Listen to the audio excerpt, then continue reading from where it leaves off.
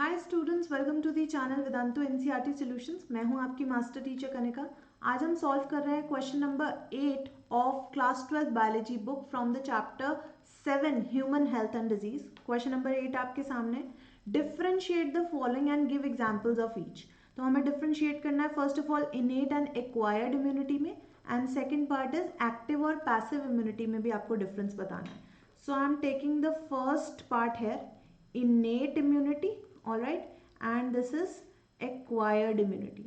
तो बच्चों जैसा आपने चैप्टर में अच्छे से पढ़ा होगा दैट innate immunity वो है जो at the time of birth he organisms में प्रेजेंट होती है, okay.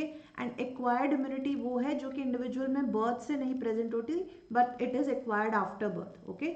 So present at the time of birth, present at the time of birth, that is innate immunity, and is acquired after the birth, acquired after the birth, that is acquired immunity।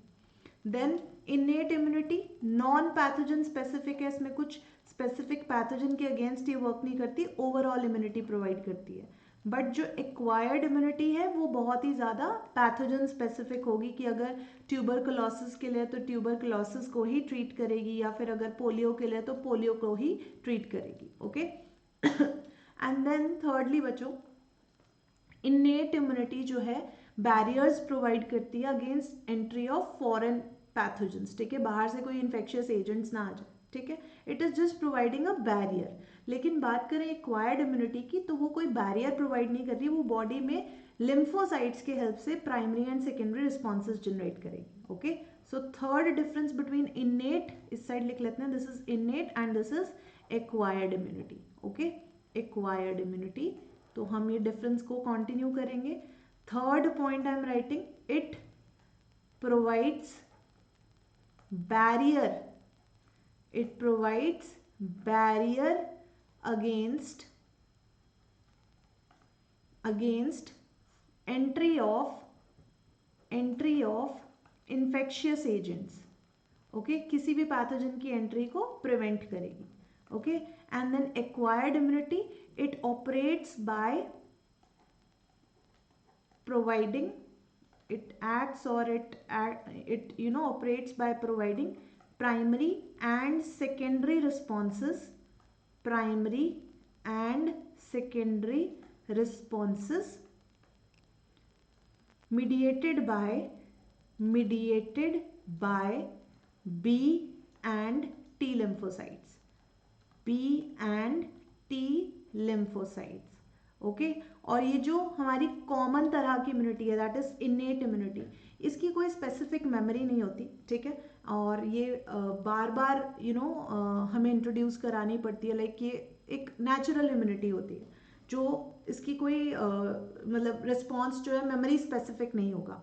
लेकिन acquired immunity जो है वो memory based है, memory पे चलती है कि अगर आपने एक बार एंटीजन आपकी बॉडी में एंटर कर गया था पैथोजन का, तो आपकी बॉडी में उसका रिस्पॉन्स जब जनरेट हुआ था तो उसकी मेमोरी आपकी बॉडी में रह जाएगी, okay. So it does not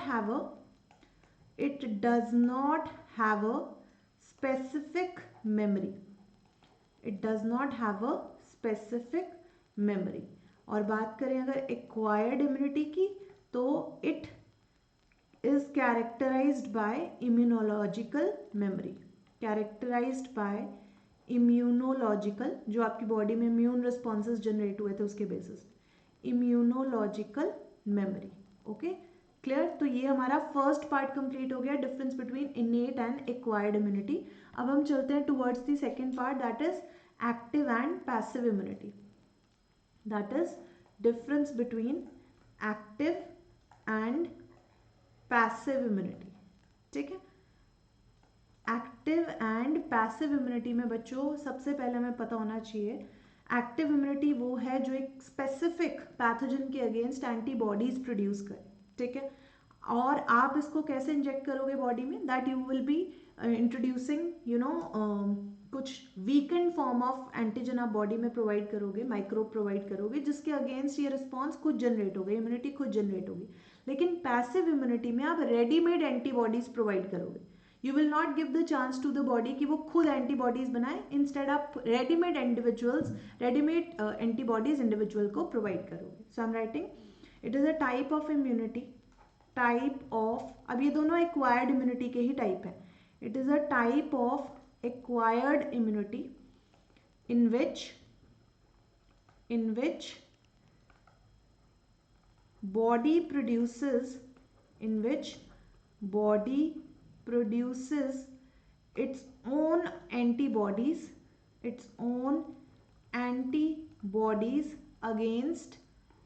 against pathogens. ठीक है. And on the other hand passive immunity की बात करें, it is a type of acquired immunity. अब ये भी एक्वायर्ड इम्यूनिटी का ही टाइप है क्योंकि ये नेचुरल इम्यूनिटी तो है नहीं बॉडी की, right. It is also a type of acquired immunity in which readymade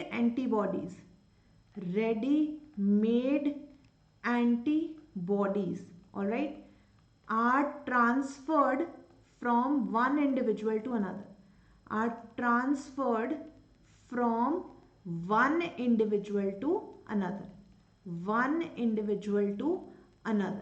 okay.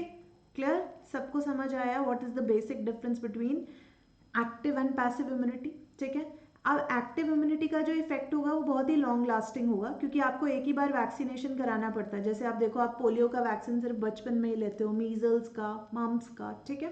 So active has a long lasting effect. It has a long lasting effect in the body.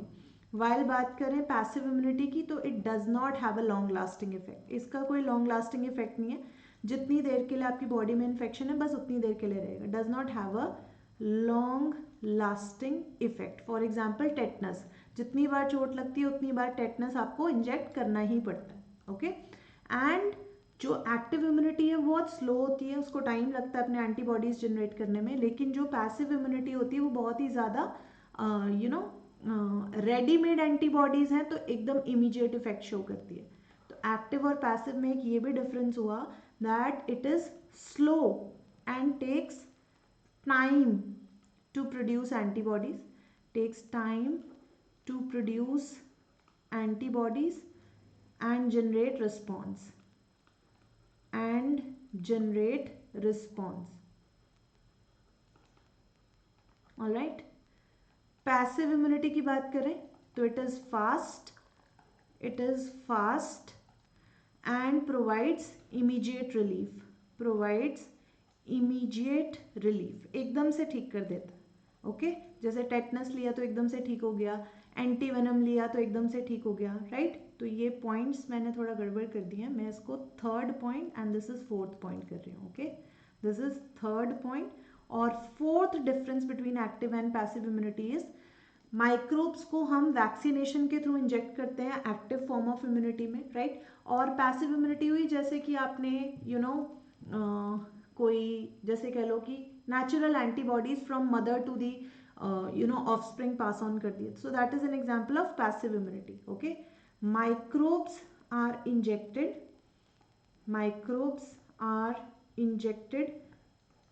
through vaccination. All right. ये तो हुई active immunity. All right. लेकिन mother के milk से all right transfer हुआ antibodies का to the infant. Transfer of antibodies from mother milk, from mother's milk to infant. That is an example of passive immunity. So I hope बच्चों आपको ये solution समझ में आया. ठीक है. क्या difference है innate और acquired immunity में, active and passive immunity में. If you have liked the video, session पसंद आया तो hit करो like button and share this session. Remain subscribed to our channel. See you next time.